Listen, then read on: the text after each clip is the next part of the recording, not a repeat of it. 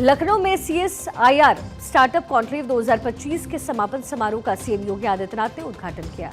इस दौरान उन्होंने स्टॉल्स पर जाकर के स्टार्टअप और इनोवेशन के बारे में इंफॉर्मेशन ली और इसी दौरान सीएम बच्ची को टॉफी भी देते नजर आए। केंद्रीय मंत्री जितेंद्र सिंह भी कार्यक्रम का हिस्सा रहे। CDRI निदेशक राधा रंगराजन ने कहा है कि सारे स्टेक होल्डर्स को बुलाकर के एक मंच पर लाना कॉन्क्लेव का उद्देश्य है। विद्यार्थियों में एंटरप्रेन्योरशिप को प्रोत्साहित करना और किसानों को भी इसकी इंफॉर्मेशन दी जा रही है। CSIR स्टार्टअप कॉन्क्लेव 2025 का आयोजन हुआ है। पिछले 2 दिन में 400 से ज्यादा किसानों ने इसमें पार्टिसिपेट किया। 50 स्टार्टअप भी इस कॉन्क्लेव में शामिल हुए। साथ ही स्टूडेंट्स के लिए हॉकथॉन का भी आयोजन हुआ। साथ ही 7 टेक ट्रांसफर एग्रीमेंट और MOU हस्ताक्षर हुए। इससे पहले रविवार को डिप्टी CM ब्रजेश पाठक ने इस कॉन्क्लेव का औपचारिक शुभारंभ किया। आज CM योगी ने कहा कि इस कार्यक्रम के लिए सबसे पहले जितेंद्र सिंह को हृदय से आभार। CM योगी ने प्रधानमंत्री को धन्यवाद देते हुए कहा कि लखनऊ में इस कॉन्क्लेव को आयोजित किया गया है, जिससे हमारे संस्थानों, वैज्ञानिकों, किसानों और युवाओं को टैलेंट शोकेस करने का मौका मिल रहा है। आपने देखा है कि अभी कितने MOU हुए हैं। आज का जो समय है वो टेक्नोलॉजी का समय है। विज्ञान के क्षेत्र में जो जितना आगे होगा, दुनिया उसके पीछे जाएगी। जो इनोवेशन को बढ़ावा देगा वही दुनिया को लीड करेगा। ये हमारा सौभाग्य है कि CSIR की 4 लैब लखनऊ में है, जिससे रिसर्च के अलावा आम नागरिकों के लिए कई अहम शोध भी हुए हैं। का समय टेक्नोलॉजी का समय है। विज्ञान और प्रौद्योगिकी के क्षेत्र में जो भी समाज जितना प्रगतिशील होगा, दुनिया उसके पीछे जाएगी। जो देश उसमें जितना अधिक इनोवेशन और रिसर्च एंड डेवलपमेंट को बढ़ावा देगा, वही दुनिया को लीड करेगा, दुनिया को वही नेतृत्व प्रदान करेगा। और ये हमारा सौभाग्य है।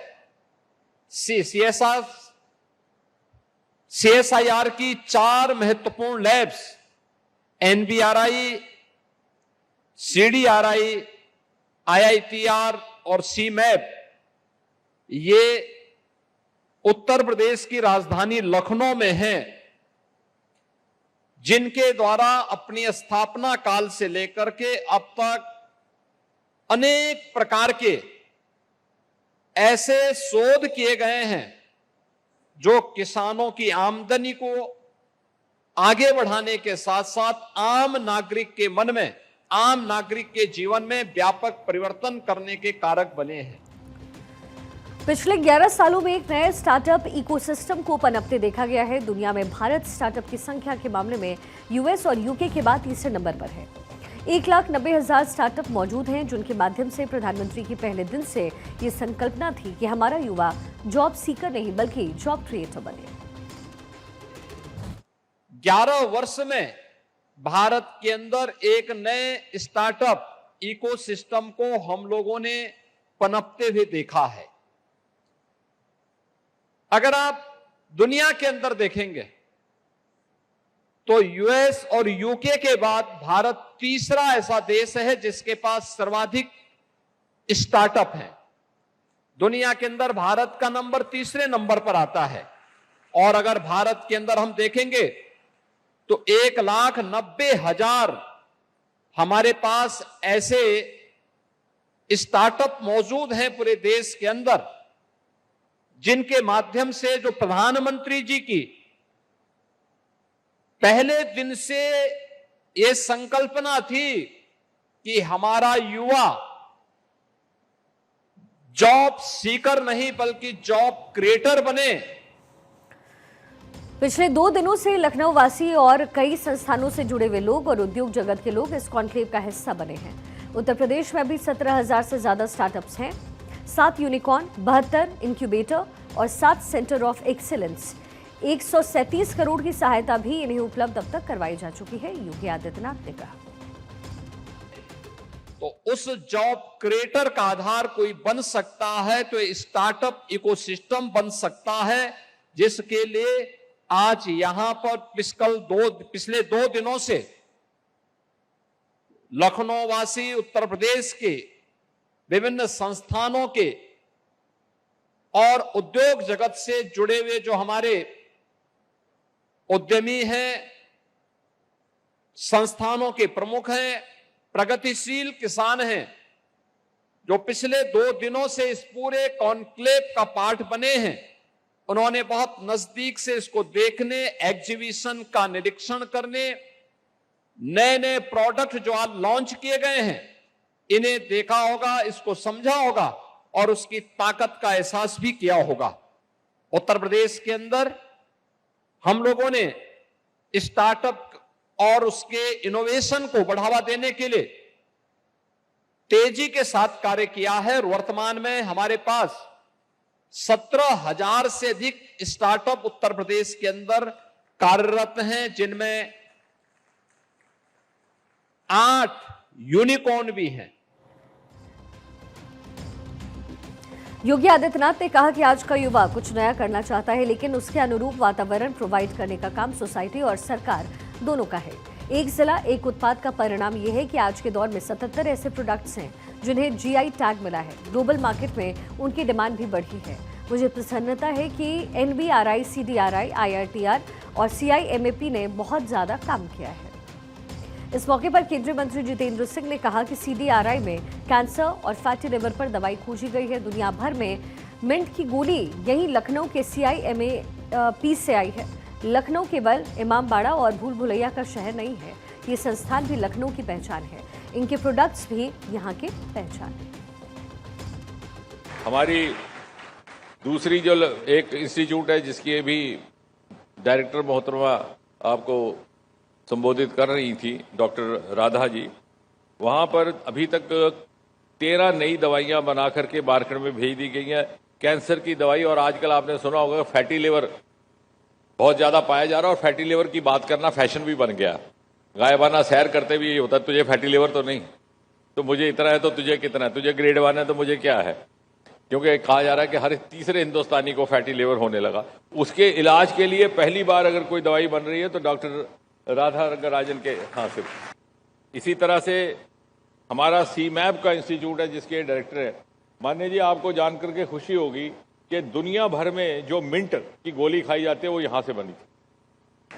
अब देखिए कि सर रामनाथ चोपड़ा जो CSIR के साथ जुड़े थे, जिनका नाम याद किया जाता है फादर ऑफ फार्माकोलॉजी, तो सेवानिवृत्त हुए थे कलकत्ते से। उन्होंने काम शुरू किया जम्मू की लेबॉर्ट्री से, वहाँ से वो प्रोजेक्ट शुरू हुआ, बाद में वो लखनऊ पहुँचे और अंततः जो मिंट की गोली निकाल करके उन्होंने दुनिया को भेंट की वो लखनऊ से हुई। तो कितना कुछ लखनऊ हो रहा है। तो मैंने अभी भी ये कहा कि लखनऊ केवल इमामबाड़ा और भूल भुलैया का शहर नहीं है। जो आधुनिक भारत है, जो न्यू इंडिया है, जिसे मोदी जी बार बार कहते हैं, उसके भी बहुत सारे शाहकार यहाँ हैं। प्रधानमंत्री ने क्वांटम मिशन लॉन्च किया और देश का पहला centre of quantum mission Noida में आया। एक नया बायोटेक्नोलॉजी इंडस्ट्रियल पार्क लखनऊ बनाने की योजना है। एक साइंस म्यूजियम भी यहां पर बनाए जाएंगे। यहां के बोटानिकल गार्डन में दुनिया का पहला स्थल बनेगा जहां पर 12 महीने कमल निकलेंगे। दुनिया के हर एक किस्म के कमल यहां खिलेंगे। और अब हम 1 थीम 1 वीक शुरू कर रहे हैं। प्रधानमंत्री के आने के बाद हमारी मानसिकता को ये समझ में आया कि रोजगार का मतलब सिर्फ सरकारी नौकरी नहीं है। इसी का नतीजा है कि लोग स्टार्टअप के बारे में जानने लग गए। फ्लोरिकल्चर और लेवेंडर के मिशन में ग्रेजुएट न कर पाने वाले स्टूडेंट्स भी अब काम कर रहे हैं। मुझे ये कहते हुए खुशी है कि हमने प्रधानमंत्री मोदी जी ने नेशनल क्वांटम मिशन लॉन्च किया था और पहला क्वांटम सेंटर हिंदुस्तान का उत्तर प्रदेश के राज्य में नोएडा में स्थित किया जाएगा। और एक नया मेरे मन में विचार आया है कि महाराज जी, हम जगह जगह साइंस म्यूजियम बना रहे हैं, तो हम एक साइंस म्यूजियम यहां भी बनाएं। क्योंकि और अभी हाल ही में आज ही से हमने जो आपका बोटेनिकल गार्डन है, हिंदुस्तान के सबसे पुराने बोटेनिकल गार्डन, उसमें हिंदुस्तान का पहला स्वास्तिक लोटस गार्डन, यानी इकलौता हिंदुस्तान में, और कहीं नहीं है। मेरा आपसे अनुरोध है, आप जाकर के देखिए, उसका आनंद लीजिए। दुनिया भर के कमल के फूल वहां लगाए गए हैं, थाईलैंड और जगह जगह से वहां ला करके, और ऐसा वातावरण इजाद किया गया कि वो 12 महीने चल सके। यानी उसको कितनी सूरज की रोशनी देनी, क्या उसमें पदार्थ डालने, कि थाईलैंड की यहाँ पर जलवायु नहीं है तो कैसे सस्टेन करना, बड़े एक वैज्ञानिक ढंग से प्रयोग करके उसे सफल बनाने का प्रयास किया गया। इस दौरान मंत्री जितेंद्र सिंह ने कहा कि हमने ये ठान लिया था कि जब मुख्यमंत्री आए तभी ये कार्यक्रम होगा। उत्तर प्रदेश में कार्यक्रम करने से हमारे सभी अधिकारियों को बहुत सहयोग मिला है। स्टार्टअप के इस कार्यक्रम के लिए मैंने ही सुझाव दिया। आज 50% स्टार्टअप टियर 2 और 3 शहर में आ रहे हैं और हम भारत सरकार को विज्ञान भवन से बाहर निकालेंगे। यही हमारी उपलब्धि रही है। जैसे हैदराबाद दक्षिण भारत में विकसित हुआ है, वैसी क्षमता लखनऊ में है। लोग समझते हैं कि हैदराबाद जाने से काम सरल हो जाता है। वैसे ही 6 महीने में ये 5वीं बार मेरा दौरा है। दुनिया में पहली बार 108 पत्ती का कमल इजाद हुआ है, जिसका नाम रखा नमो ऐप। लखनऊ को पता ही नहीं था कि पूरे देश को भी नहीं पता था। इससे जुड़ा सवाल केबीसी में अमिताभ बच्चन ने पूछा और एक महिला को इनाम भी मिला। में आपका कितना व्यस्त समय रहता है और उसमें से लेकिन हमने ये ठान ली थी कि हम ये कार्यक्रम तभी करेंगे जब माननीय जी से समय मिलेगा। तो ये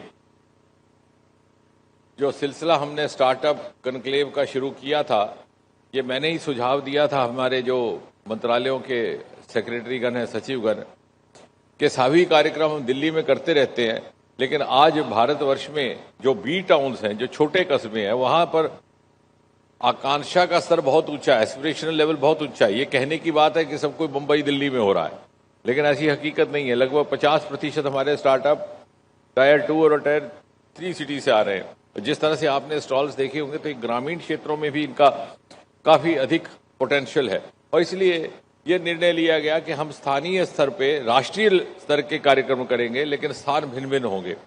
मैंने कहा हम भारत सरकार को विज्ञान भवन से बाहर निकालेंगे, यही हमारी उपलब्धि रहेगी।